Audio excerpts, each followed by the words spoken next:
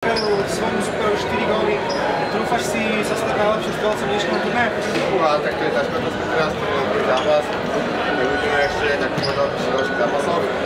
Ale keď mi to bude sypaná strelať, tak ja sme tak boli dobre, ale tak máme to, tak sme vyhrávali a my to skočili.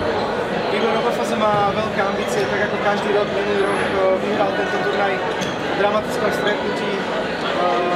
Chceš si zopakovať túto radosť aj tento rok? Každopádne celé dnešné si chceš zopakovať, čo preto hodláte urobiť v tomto turnaji? Tak ideme od zápasu, takže chceme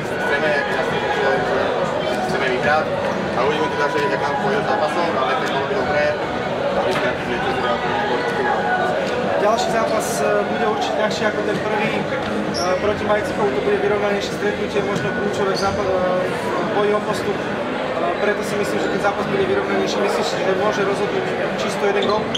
Tak teraz ale to je ťažké v jednom góle, ale myslím si, že keď budeme hrať tak, jak hrali teraz, že dneska máme gól, takže vytvoříme na to.